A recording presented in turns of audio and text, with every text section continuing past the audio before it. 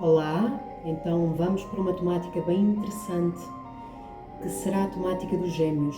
Acredita-se que cerca de 60% da população passa pela perda de um irmão gêmeo já dentro da gestação, já dentro da barriga da mãe, ou seja, a criança muitas vezes já está ao lado de outro ser, onde há um relacionamento muito profundo, muito íntimo, que é difícil de explicar para quem não passa por ele, e por vezes pela lei da natureza, por alguma razão, porque eu acredito que tudo de alguma forma tem um propósito e já traz uma bagagem que não vem só desta vida, mas vem de várias experiências que a alma tem tido noutras vidas passadas, espaços, dimensões. Se tu quiseres acreditar, eu acredito que sim. Então nada também acontece por acaso. O caminho do rebirthing nunca é o caminho da vitimização, mas sim o caminho de poder olhar para toda esta ciência, porque isto já tem estudo, já tem ciência, e por isso já está a ser estudado que 60% da população sofreu a perda de um irmão gêmeo ou de uma irmã gêmea. Então, quando nós estamos na barriga da mãe, muitas vezes o próprio feto é absorvido pelo organismo da mãe, outras vezes o próprio irmão gêmeo acaba por absorver também, o embrião absorve o outro, outras vezes acontece uma morte não esperada, quando já está formado o embrião. Não se sabe muitas vezes a causa, mas como eu estou a dizer, por vezes nós não percebemos questões mais profundas e mais amplas da alma, não é? O caminho que veio fazer.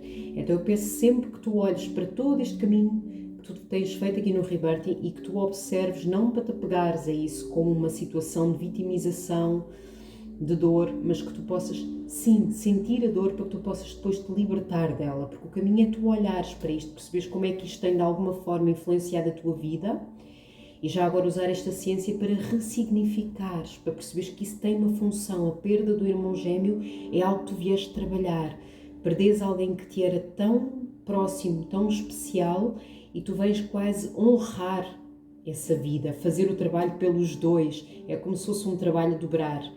Então observa-se muitas vezes pessoas que compram coisas a dobrar, quando é assim, sentem que estão a trabalhar por dois, sentem que têm responsabilidade por duas pessoas, são aquelas pessoas que muitas vezes também, de alguma forma, com este processo de perda tão grande, se sentem incompletas.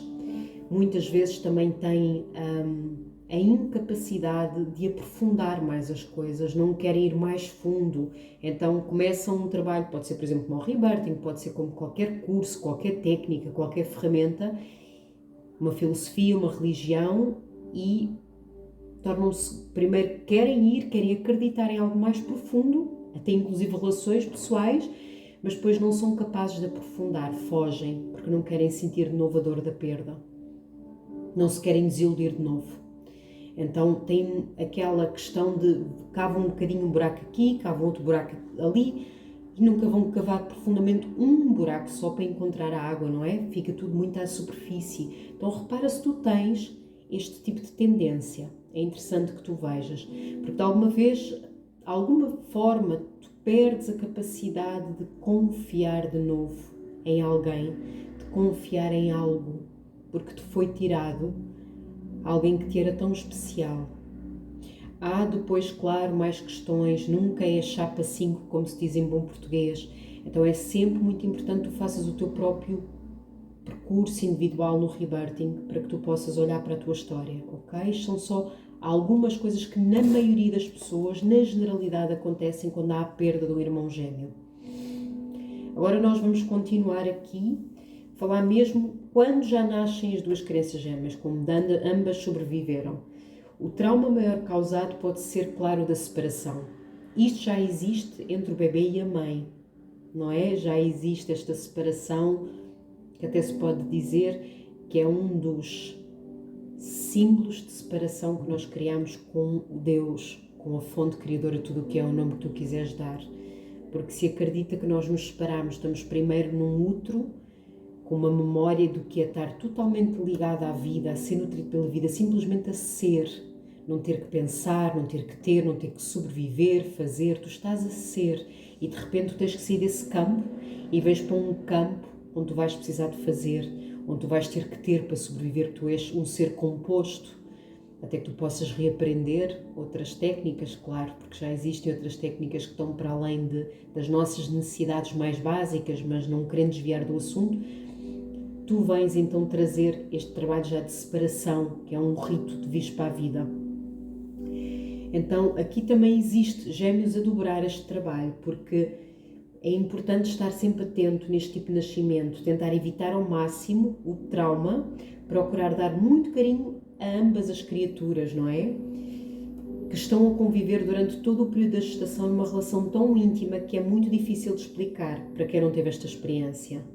Então, observou-se muitas vezes em sessões de rebirthing que quando nascem gêmeos, o primeiro a nascer tem muitas vezes já um sentimento de culpa, ao passo que o que nasce por último tem um ressentimento por ter sido deixado só no útero.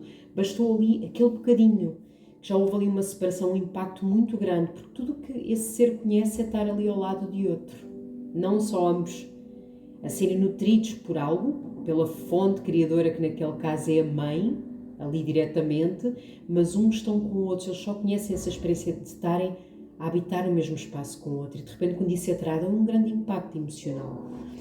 O que se sabe é que ficam sempre ao longo da vida com uma ligação muito intuitiva. Tu já deves ter ouvido falar de casos assim, que está a acontecer uma situação e o outro, não importa a distância que esteja física, o outro sente. O outro também sente o que ele está a passar. Então, acarretando um maior desenvolvimento das faculdades telepáticas. É uma das coisas que já vem desenvolver quem nasce com o irmão gêmeo, a capacidade telepática e psíquica entre eles durante toda a vida. Pesquisas demonstram que há semelhanças até mesmo entre gêmeos que foram separados desde o nascimento, mesmo separados no nascimento. O rebirthing tem revelado que, em alguns casos, quando um dos gêmeos renasce, quando há o renascimento de um dos adultos, o outro, mesmo estando distante, tem as mesmas sensações do renascimento, no mesmo instante em que o irmão as tem durante a sessão do rebirthing. Incrível, não é? O que pode vir a ocorrer num caso também de trigêmeos e etc.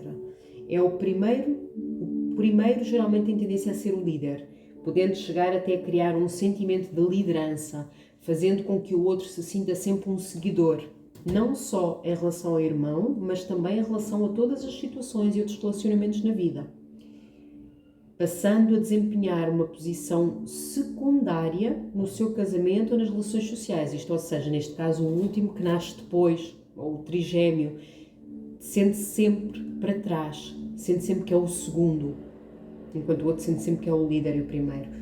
A grande dificuldade é conseguir ficar tranquilo quando está sozinho, já que desde o útero constantemente tem companhia, o que o faz reclamar de uma eterna dependência.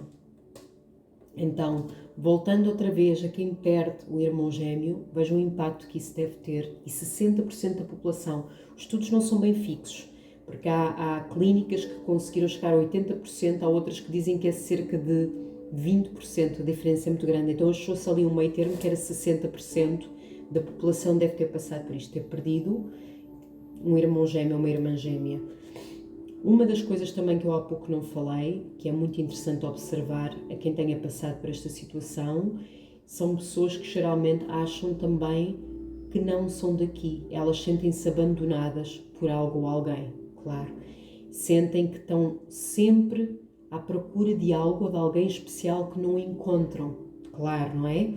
E isso faz com que muitas vezes neguem a própria vida, acham que são filhos adotivos daquela família, que não são os filhos verdadeiros, porque lhes falta o outro lado dela, que acredita que é o outro lado dela, porque viveu nessa memória dentro da barriga da mãe. Então há sempre uma sensação de que lhe falta qualquer coisa ou algo, e há sempre uma sensação que a família onde estão não é a família que deveriam ter vindo. Então não é a família natural, é uma família como se sentem que adotaram, chegam a achar que não são filhos daqueles pais. Então há uma grande desconexão com a vida, um grande desvínculo com a vida. Então, se tu viste algum destes fatores, é interessante que tu possas olhar para isso, está bem?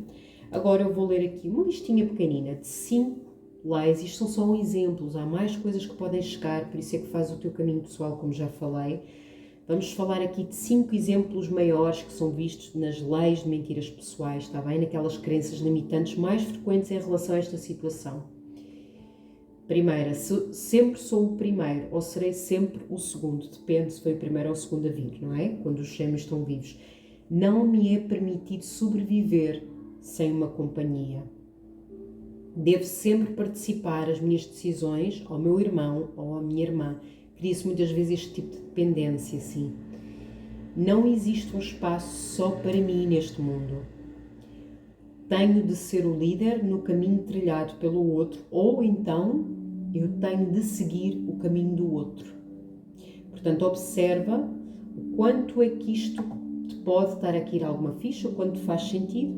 E agora de seguida vou-te ler algumas afirmações para que tu possas trabalhar isto. Como eu disse, já às vezes não é só escrever, tem muito a ver com o trabalho de percepção, e a percepção ela é sensação, não é só uma questão mental, porque a mente está sempre a mentir, a mente tem as suas próprias memórias criadas, as suas imagens criadas, as suas projeções, os seus julgamentos, preconceitos recebidos. Então, muitas vezes o que acontece numa sessão de rebirthing é que tu consegues acessar pela respiração à própria sensação do corpo.